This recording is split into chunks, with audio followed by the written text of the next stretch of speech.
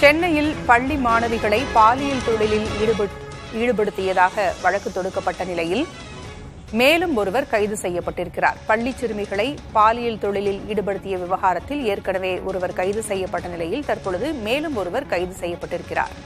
கூடுதல் விவரங்களை வழங்க செய்தியாளர் அன்பரசன் இணைந்திருக்கிறார். அன்பரசன், கைது செய்யப்பட்டிருக்கும் நபர் குறித்த கூடுதல் விவரங்கள் என்ன?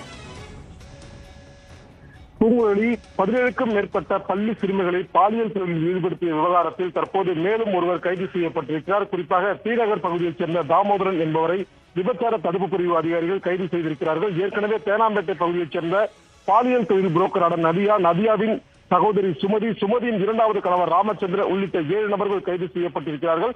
குறிப்பாக பள்ளி படிக்கும் சிறுமிகளை மட்டுமே பணத்தாசை காட்டி மூளைச்சலவை செய்து பின் பாலியல் தொழில் தள்ளி அதனை வீடியோவாக எடுத்து வைத்துக் கொண்டு மிரட்டி தொடர்ந்து பாலியல் தொழிலில் ஈடுபட்டு வந்த 7 நபர்கள் தற்போது கைது செய்யப்பட்டு சிறையிலடைக்கப்பட்டிருக்கும் நிலையில் தற்போது மேலும் ஒருவர் கைது செய்யப்பட்டிருக்கிறார். இந்த விவகாரத்தில் ஏற்கனவே தேனாம்பேட்டையைச் சேர்ந்த நதியா, தீநகர் பகுதியைச் சேர்ந்த ராமச்சந்திரன், தீநகர் பகுதியைச் சேர்ந்த சுமதி, அதே தீநகர் பகுதியைச் சேர்ந்த மாயா, ஒளி, கணேஷ்டி, கோவை பீளமேடு பகுதியைச் சேர்ந்த அசோக்குமார், மேற்கு சைதாப்பேட்டை பகுதியைச் சேர்ந்த ராமச்சந்திரன் உள்ளிட்ட 7 நபர்கள் கைது செய்யப்பட்ட நிலையில் தற்போது 8வதாக தாமோதரன் என்ற நபர் கைது செய்யப்பட்டிருக்கிறார்.